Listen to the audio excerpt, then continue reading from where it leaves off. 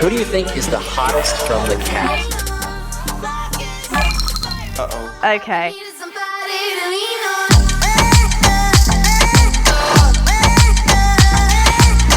What's popping, everybody? Let's recreate the Stranger Things edits using only Filmora's latest transitions and effects. The most simple thing you have ever done in your life. First thing first, drag down the audio that you are going to use and then go on to mark the beats.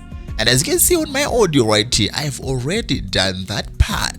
Now drag down the footage that you are using for the edit. But before you do that, go onto the files right here and then go to the project settings and then change the project settings to something vertical, which is the most fitting aspect ratio for edits. After dragging down your very first clip, you are going to see from the previous screen that it's not fitting well. Add the very first keyframe on the very first frame like this. Increase the scale so that it fits the screen. Now after about 2 seconds, increase the scale to create a zoom. Right select the first keyframe. On the drop down menu, use the ease out. And then on the last keyframe, do the same, but this time around, you ease in. Now you have something like this. Now duplicate this clip right here onto the very following frame. Go to the speed section right here and then reverse the speed.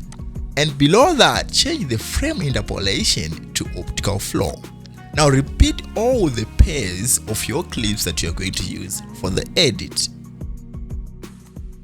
Alright, now let's move on to the very important section of the tutorial where we are going to apply the Filmora transitions and effects. Alright, so the very first thing right here is to go under media. You go to the editing presets right here and you are going to see the adjustment layer section.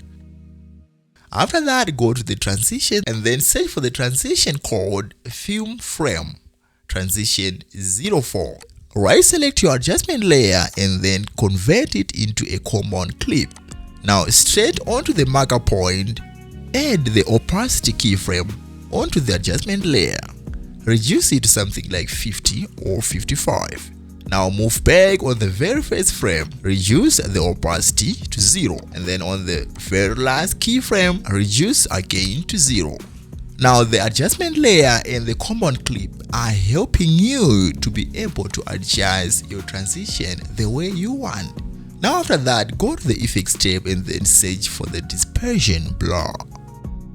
Change the clarity radius to 0.2. You have to add an intensity keyframe.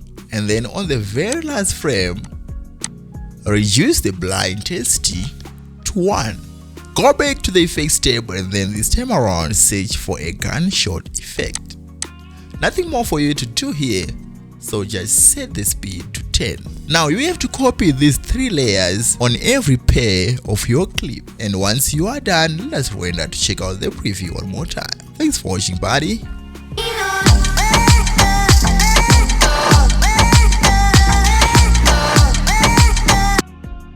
Let's meet in the next episode next week. Peace.